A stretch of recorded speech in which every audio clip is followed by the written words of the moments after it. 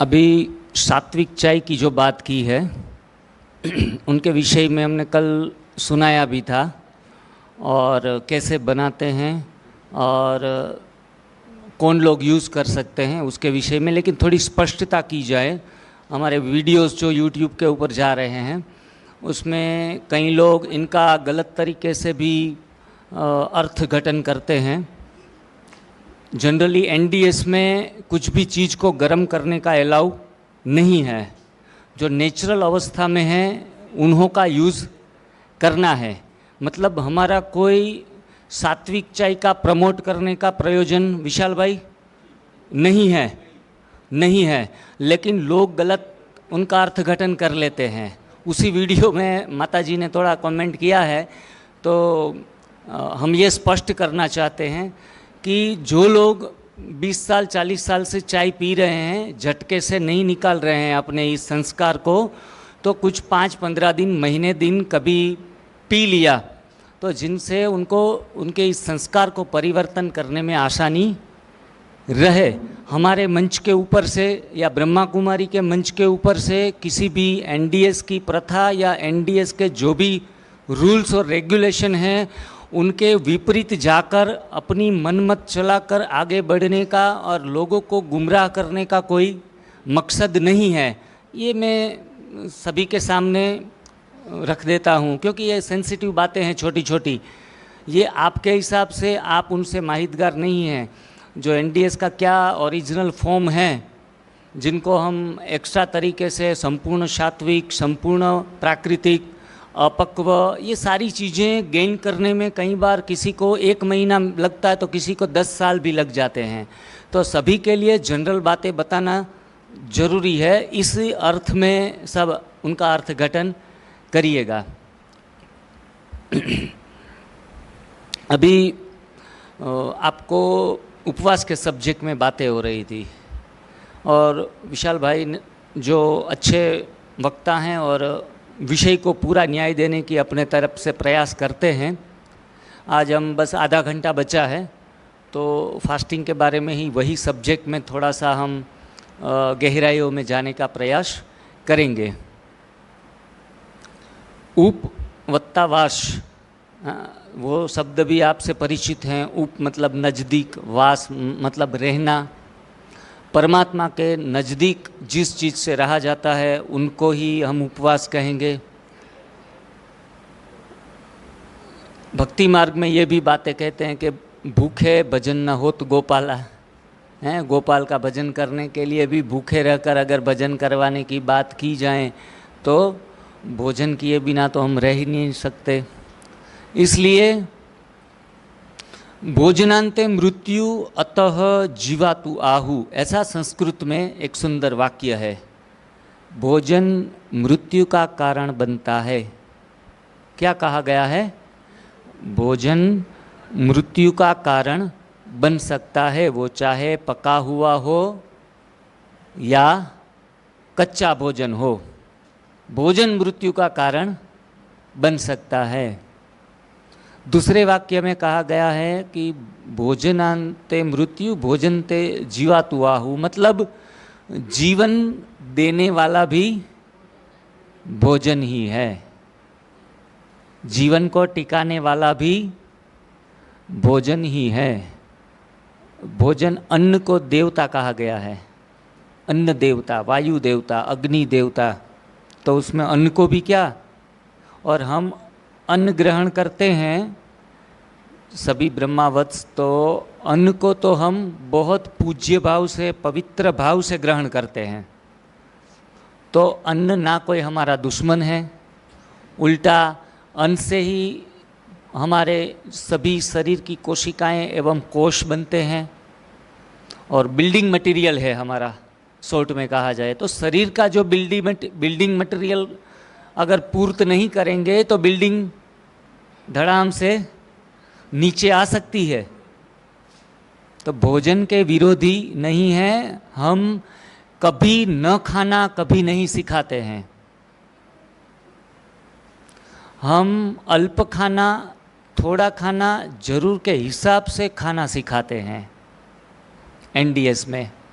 जब कोई कहता है कि आप खींचो खींचो खींचो और खींचो भोजन के बगैर, तो हो सकता है कि हम अभी ऋषि मुनि या कोई ऐसी उच्च कक्षा में स्थित नहीं हो गए हैं, जनरल बात है, कि हम बिना भोजन के सांस के ऊपर सीधा रह सके। वायु भी उतना शक्तिशाली है, जो कई लोग एग्जाम्पल स्वरूप हैं, जैसे किरण डी लैंड्रोले, वो जो एथलेट है श्रीलंका, तो उनको ब्रिथेरियन कहा जाता है, एथलेट में दौड़ता भी है। चौहान सर अक्सर अपनी वीडियो में उनका जिक्र भी करते हैं। तो ये अंतिम और आगे का लक्ष्य है, उस तक जा सकते हैं हम, ये पॉसिबल है, वहाँ तक जाने का पुरुषार्थ हमें करना है। और दूसरा कोई जापान का भी कोई है ऐसा एथलेट, तो वो भी इस तरीके से हवा के ऊपर भी रह सकते हैं, प्रकाश के ऊपर भी रह सकते हैं। उस अवस्था को पाया जा सकता है, नामुमकिन नहीं है। फिलहाल हमारे पुराने महारथियाँ एक दो, वो भी उनके ऊपर प्रयास कर रहे हैं, और ये उच्च अवस्था है। अगर हम भी उनको पालें तो उनसे बेहतर कोई चॉइस नहीं है। लेकिन दौड़ना उतना ही चाहिए, हाँ, जितना टांगों में दम हो। यहाँ से 20 घंटे की बात भी की जाएगी, 24 घंटे की बात भी की जाएगी, और एक सप्ताह उपवास रखने की बात भी की जाएगी, क्योंकि उपवास के बारे में कहा गया है व्याधि नाशाय लंघनम, सर्व व्याधियों को नाश करने वाला उपवास है। उपवास परम औषध हैं। Fasting is the supreme medicine. एक सुप्रीम शब्द परमात्मा के आगे लगता है और दूसरा सुप्रीम शब्द उपवास के आगे लगता है। Fasting is the supreme medicine. Fasting is the best remedy. Substitute of medicines, use of fasting is better. Fasting को, दवाई के बदले फास्टिंग को यूज़ कर ले तो बेहतर है। मानो कि कोई दवाइयाँ छोड़ने से आप डर रहे हैं, तो आप बेटर है कि आप एनिमा कर लो और उपवास कर लो, तो दवाइयों का स्थान वो ले लेता है। समझ में आई बात? जो डर रहे हैं दवाइयाँ छोड़ने से पहले कि मैं शुगर, बीपी या लीवर या किसी भी प्रकार की बीमारी से जूझ रहे हैं, दवाई नहीं लेंगे तो बात बिगड़ेगी, तो ये डर निकालने के लिए भी सब्स्टिट्यूट है। दवाइयों का बेस्ट सब्स्टिट्यूट, बेस्ट ऑप्शन है फास्टिंग। तो उनके बदले हम फास्टिंग यूज़ कर सकते हैं।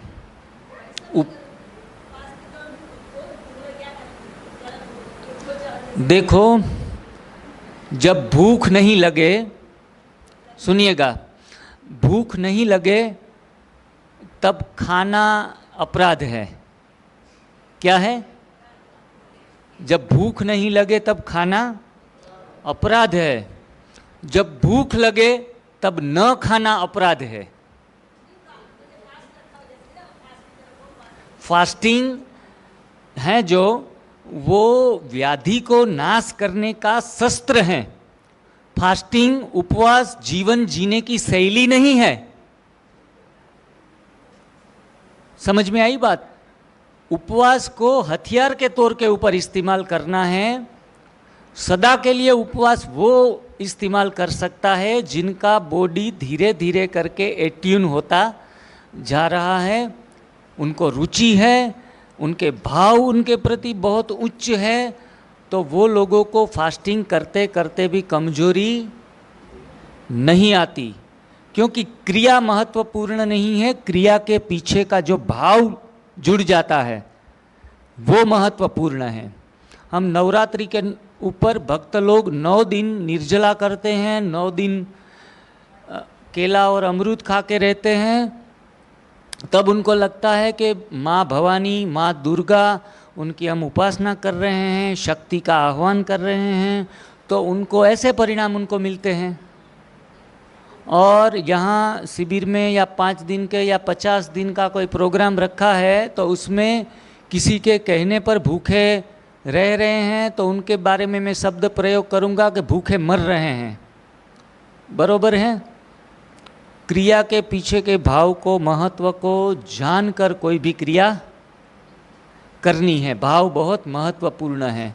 किसी भी क्रिया को खुशी खुशी कर लेंगे। माता जी ने बहुत सुंदर बात बताई, रुचि है ना तो कोई भी काम मुश्किल नहीं लगता हमें। आप यहाँ ठान के बैठे हैं कि नहीं, हर चीज़ के ऊपर हम आयाम को सर कर लेंगे, तो आपको सभी चीज़ें खुशी के साथ परिणामदायी होंगी, आपके साथ ऐसी घटित होंगी। एक सरहद के ऊपर एक सैनिक सामने वाले दुश्मन को गोली लगा देता है और एक आदमी अपने पड़ोस में किसी को छुरा लगा देता है या गोली लगा देता है। क्रिया दोनों की सेम ही है। एक 302 के में पूरा जिंदगी जेल चला जाता है, एक को परमवीर चक्र मिल जाता है। समझ में आई बात? कि ये साहब अक्सर अपने लेक्चरों में लेते हैं चौहान सर, कि किसी भी क्रिया को करने में उनके भाव को देखना है, न कि क्रिया को। हाँ, किसी ने पक्षी के ऊपर कंकड़ फेंक दिया तो कहते हैं कि बेचारे प्रकृति में कैसे खेल रहे थे और उनको उड़ा दिया, दाना चुगने नहीं दिया। लेकिन सभी लोग एक ही प्रिडिक्शन करेंगे कि ये भाई ने ये गलत किया। अभी जो वीडियो में सीन तो यही आ रहा है, लेकिन वीडियो के बैकग्राउंड में पीछे के हिस्से में क्या घट रहा है वो पता नहीं है। कि कोई भाई अपने हाथ में जाली लेके पक्षियों को, चिड़ियाओं को पकड़ने के लिए आ रहा है, तो बेटर है कि यह सत्कर्म होगा, पत्थर फेंकना। जनरली हम पहले से आदी है, हमारा दिमाग पहले से आदी हो चुका है कि हम क्रिया को देख के तुरंत ही रिएक्शन दे देते हैं, किसी के बारे में जजमेंट दे देते हैं। लेकिन ये सही नहीं है। क्रिया के पीछे के भाव को समझना है, बाद में जजमेंट देना है। वरना जजमेंट, हमारा जज तो सुप्रीम जज है, उनके ऊपर छोड़ देना है। क्रिटिसाइज करने की आदत नहीं रखनी है। और जिनको क्रिटिसाइज करने की आदत लगी है ना, वो 5 दिन 15 दिन चमकेगा, बाद में नीचे आ जाएंगे। हमारे परिवार में रहते हुए भी क्रिटिसाइजेशन का संस्कार अगर सूक्ष्म में भी है तो निकाल देना है। बाबा कहते हैं मैं जो सुनाता हूँ वो सुनो। क्लास में कौन आया, कौन गया, कौन बैठा, किसी के बारे में हम नहीं देखते हैं ना। तो ये भाव भी विशेष महत्वपूर्ण है उपवास में। खास करके उपवास के बारे में काफ़ी सारे सूत्र प्रचलित हैं। मैं थोड़ा आपको सुन के भी बताऊंगा, पढ़ के भी। उसमें गुजराती भी होगी और हिंदी भी होगी, थोड़ा एंटरटेनमेंट भी होगा साथ में। उपवास उत्तम छे, खाऊ खराब छे। उपवास उत्तम छे, आप भी बोलेंगे साथ में। हाँ, उपवास उत्तम छे, खाऊ खराब छे।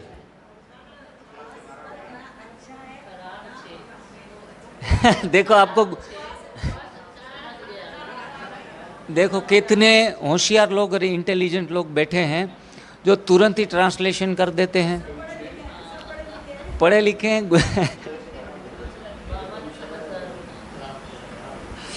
तो ये, हाँ, साथ साथ में उपवास के बारे में भी हो जाएगा, थोड़ा बहुत गुजराती भी सीख लेंगे। उपवास उत्तम छे, खाऊ खराब छे।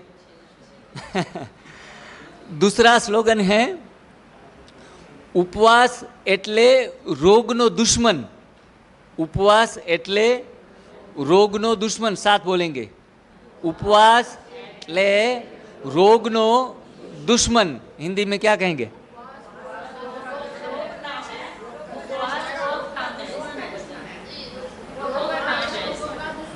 यस, ये बहन जी ने राइट बताया। उपवास रोगों का दुश्मन है।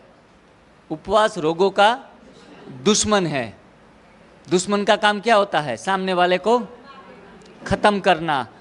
जो भी रोग हैं उनको उपवास खत्म कर देता है, मार देता है।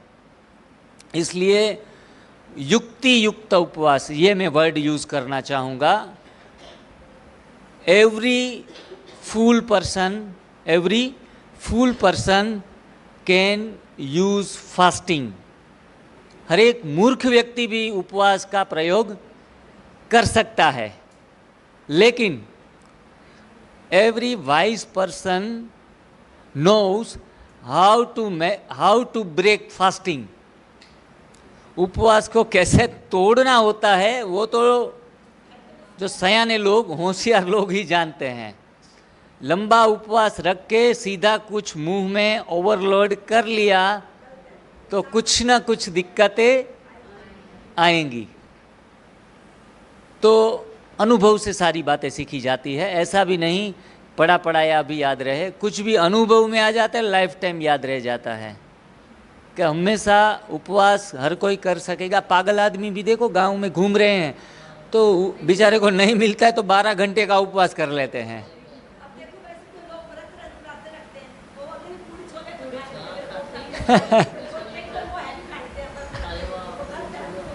हाँ, बस उल्टा उपवास के दिन क्या होता है कि किसी की पत्नी उपवास करती है ना, तो भाई जी उनके जो हैं पतिदेव उनको बोलते हैं, अरे भाग्यवान, आज तो तेरा एकादशी का व्रत है, चलो चलो मैं ये सींगदाने लेके आया हूँ, ये खा लो। चलो चलो अभी 1 घंटा हो गया, अभी कुछ आपने लिया नहीं, आप कुछ ये आलू की क्या बोला बनाते हैं, हाँ हाँ, वो आलू की टिक्की बनाई है जो नेचुरली उपवास में ले सकते हैं बिल्कुल। हाँ, आधा घंटा हो गया, चलो ये थोड़ा सा ये मिल्क शेक तो ले लो, आज तुम्हारा उपवास है। ये साबूदाने की खिचड़ी बहुत अच्छी बनाती है बेटी, तो दोपहर में ये तो ले लो वरना सूख जाओगी, सूखे पेड़ की तरह हो जाओगी। तो जिस दिन हमारे संस्कृति में उपवास शब्द के लिए फलाहार शब्द भी प्रयोग किया जाता था, उनको हम फरार कर दिया, फलाहार से अपभ्रंश में फरार कर दिया। उसमें साबूदाने की खिचड़ी हो या फिर आलू की खिचड़ी हो, कैसे भी बना बना के जो नियमित भोजन खा के पेट नहीं फूलता, उनसे 2 गुना पेट फुला कर बैठ जाते हैं उपवास के दिन। और एक फ़ायदा होता है उनसे, एक फ़ायदा होता है, क्या फ़ायदा होता है कि उनको मानसिक संतोष मिलता है कि आज मैंने कुछ नहीं खाया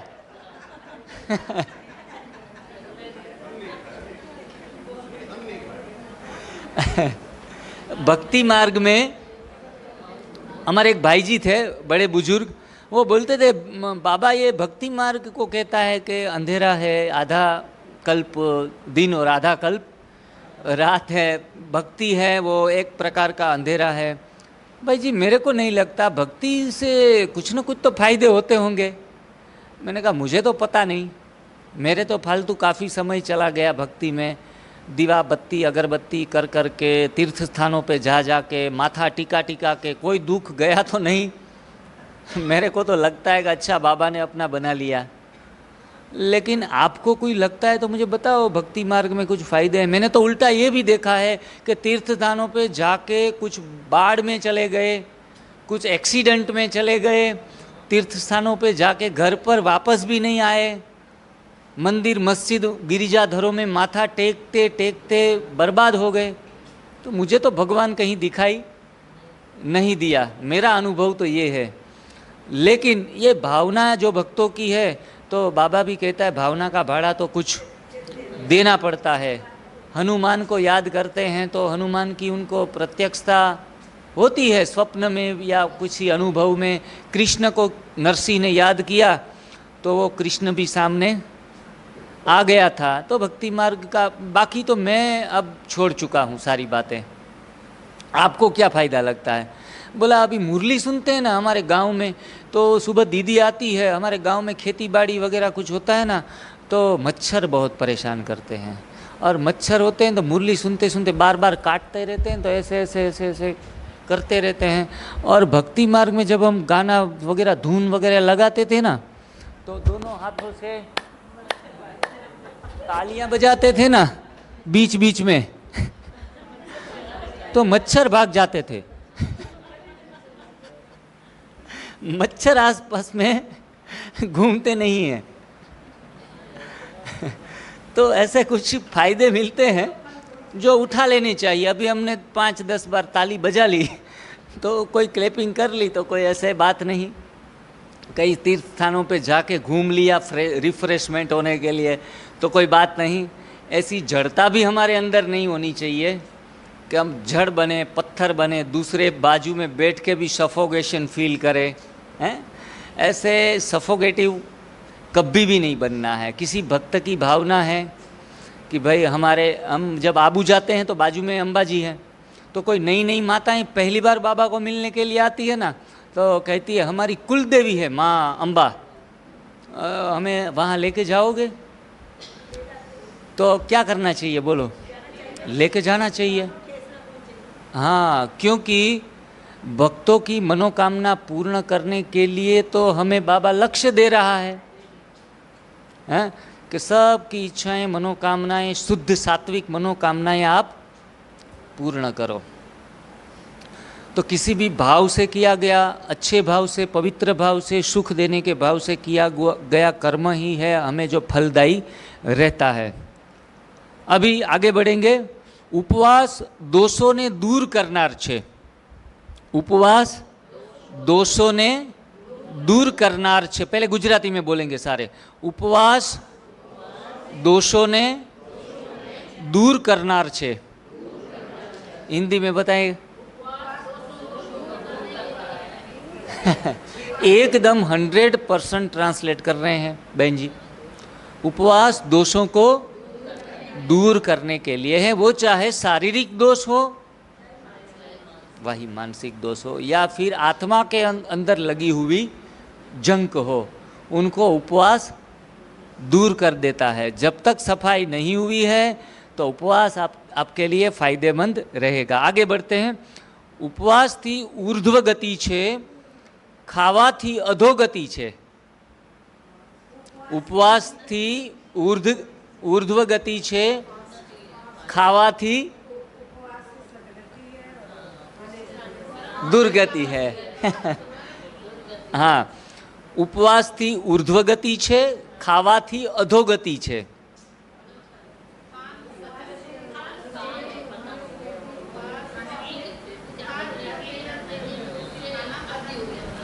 हाँ, बरोबर है। बहन जी ने, ब्रह्मा कुमारी बहन ने बताया कि उपवास से हमारी सदगति होती है और खाने से दुर्गति। खाना है, खाते खाते, हमारे गुजराती में चौहान सर एक कहावत बोलते हैं, आपको शायद समझ में ना भी आए, हिंदी करेंगे हम उनका, कि खाई खाई ने खोड़िया खत्म कर्या, खाई खाई ने खोड़िया खत्म कर्या, खेतर खोरडा वेच्या अने डॉक्टरना घर भर्या।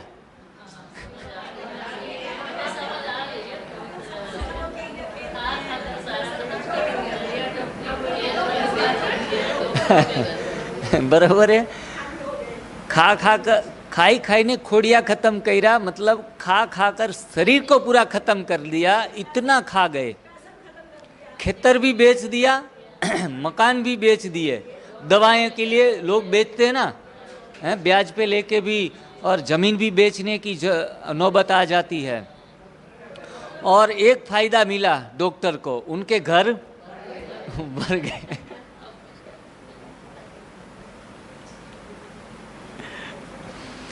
उपवास थी उड़ान छे, भोजन भों भेगा करे छे। उपवास थी उड़ान छे, भोजन भों भेगा करे छे। बरोबर है। उपवास से उड़ान है, मतलब हल्के रहते हैं। भोजन थी भों भेगा करे छे। भों भेगा એટલે भों मतलब जमीन, गिरा देता है हमें, हाँ, भारी कर देता है। भोजन हमें, जो अभी आप पेट में कुछ ज़्यादा माल साल नहीं है तो आपकी मेंटल जो सिचुएशंस है ना, वो भोजन के बाद के सिचुएशन से अभी बेहतर है। बेहतर है। बहनें भी खाने से पहले काम करना पसंद करती है कि खाने के बाद? हैं? खाने से पहले, क्योंकि शारीरिक एवं मानसिक एवं बौद्धिक ऊर्जा भोजन से पहले ज़्यादा होती है। और उसमें भी अगर जो दोपहर में कढ़ी खिचड़ी या दाल चावल या हेवी भोजन कर लिया, कोई कहेगा चलो काम पर, बोला 15 मिनट दे दो, सुस्त होते हैं, दिमाग और शरीर शून्य अवस्था में चलने लगते हैं। ये कच्चा खा रहे हैं, अच्छा लगे ना लगे, लेकिन ये शून्य अवस्था आपको नहीं होती। 10% 5% आती है, लेकिन 90% 95% तक हम बच जाते हैं शून्य अवस्था से। हाँ, जीभ के स्वाद का जो संतोष घर पे मिलता है वैसा शायद ना मिले, लेकिन ये शून्य अवस्था से हम बच जाते हैं। लेकिन बहुत बड़े पवित्र भाव के साथ अगर भोजन कच्चा स्वादिष्ट है या नहीं है, फिर भी भाव बहुत पवित्र से हम ग्रहण करते हैं, तो जो एक आध दो चीज़ मिली उसमें भी गुजारा करके हम हल्का रह सकते हैं। आगे हैं, उपवास त्याग है, भोजन भोग है। त्याग से सुख है और भोग से दुख है। उपवास थी ब्रह्मचर्य पड़ाय छे, भोजन थी काम वासना भड़के बड़े छे।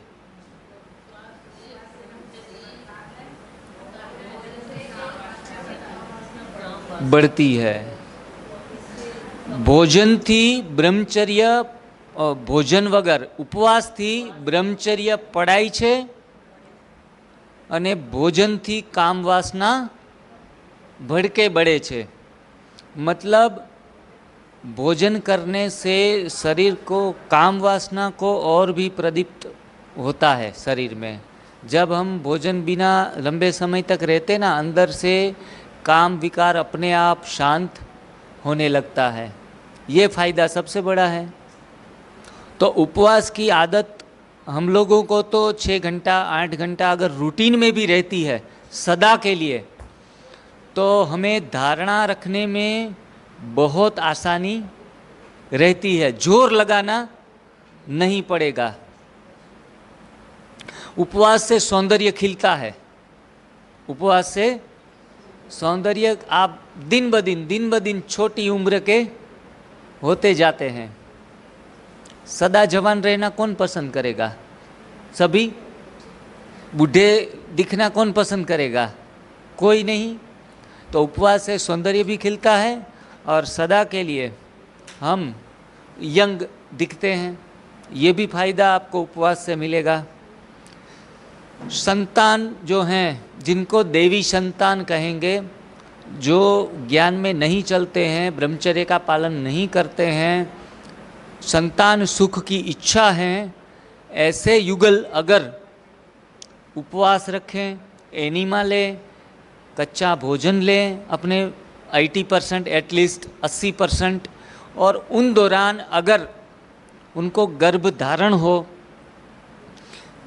तो वो बच्चा इंटेलिजेंट, हाई इंटेलेक्चुअल बच्चा, सात्विक गुणों से भरपूर अपने आप उत्पन्न होता है। उन युगल को ये भगवान के वरदान के स्वरूप में मिल जाता है ये बच्चा। ये कहने वाली बातें नहीं है। हमारे पास बीके नॉन बीके सभी संपर्क करते हैं, उसमें से मैंने काफ़ी 4 या 5 लोगों को ये बातें बताई थी, और उनकी बच्चियाँ या बच्चे वो हमारे सेंटर पर भी आज के दिन में आते हैं, और उनका हमारे प्रति भी इतना लगाव है। उनके घर पे जाते हैं ना, तो बड़े लोग कहते हैं, अरे भाई जी आए, चलो चलो जल्दी, भाई जी क्या चाय लेंगे एकदम अदरक वाली, या फिर कॉफ़ी बनाएं आपके लिए, या फिर कोई ठंडा लेके आएँ। हाँ, ये सब हम मेहमान गति के लिए तो कहते हैं कि कोई मिठाई वगैरह कुछ बाबा का भोग आपको चलेगा। तो हमें उन्हें पता है कि ये डाइट के ऊपर पूरी दुनिया को समझाते हैं, उनके लिए चाय का आग्रह करना भी अच्छी बात नहीं है, फिर भी करते हैं अपनी आदत से मजबूर होके। और बाद में 2-2 साल की, 2.5 साल की बच्चियां जो उनके माँ बाप ने जब वो पैदा हुई तब एनडीएस फॉलो किया था, गर्भ में ही उनके संस्कार पड़े हैं एनडीएस के, प्राकृतिक जीवन शैली के। ऐसे मैं भी शौक रह जाता हूँ। वो बिना बताए चुप्पी साधे अंदर गई और हमारे लिए तभी वाटरमेलन का सीज़न चल रहा था, तो आधा काटा हुआ वाटरमेलन फ्रीज में पड़ा था। वो अपने छोटे छोटे हाथों से उठा भी नहीं पा रही थी। वो उठाकर हमारे सामने ऐसे बड़े प्यार से मुस्कुराहट, एक प्यारी सी मुस्कुराहट देकर रख दिया कि पापा, मेरे को बड़े पापा कहते हैं वो बच्ची, आप ये खा लो। मैं देखा कि इतनी 2.5 साल की बच्ची का सेंस ऑफ ह्यूमर तो देखो, जिनको पता है, और जो 40 साल से अपने जीवन में चाय ही सभी को पिला पिला कर मार रहे हैं, खुद भी मर रहे हैं और दूसरों को भी मार रहे हैं। उनके दिमाग में ये बात अनुभव भी की है 6 महीना 8 महीना अच्छे परिणाम लेके, लेकिन नहीं घुस रही है। तो संस्कार परिवर्तन करना तो एक चैलेंज तो रहेगा ही हमारे लिए। गलती भी होती है तो वो भी बड़ी बात नहीं है, लेकिन ऐसे काफ़ी सारे बच्चे इतने स्वीट, इतने क्यूट, हमारे जो शॉर्ट्स हैं ना उसमें मैं कई बार उनको प्रेजेंट करता हूँ। मैं अभी लास्ट 4 या 5 शॉर्ट से, यहाँ आने से पहले एक शॉर्ट रखी है divine lifestyle NDS YouTube channel के ऊपर, उसमें वो बच्ची का लास्ट में सीन है, आप देखेंगे ना तो बड़ी प्यारी बच्ची आपको लगेगी, इतनी क्यूटनेस, इतनी स्वीटनेस, और जैसे आपको पसंद आ ही जाती है। ऐसे बच्चे भी होते हैं ना, तो अगर ऐसे बच्चे भी हमारे नए भारत के लिए बच्चे हैं, वही हमारा आधार है, तो ऐसे बच्चे भी हों तो नया भारत भी, नया नवनिर्माण होगा। तो एनडीएस सिर्फ भोजन परिवर्तन की दिशा नहीं है, ये पूरे देश परिवर्तन की, विश्व परिवर्तन की ये दिशा है। इनको सिर्फ एक सब्जेक्ट में हल्का होकर न ले। इसलिए गुजराती में कहते हैं संतान उपवास थी ओजसवाड़ू मळे छे अने खोराक थी खखड़ेलू मळे छे। संतान उपवास थी ओजसवाड़ू मळे छे अने भोजन थी खखड़ेलू मळे छे।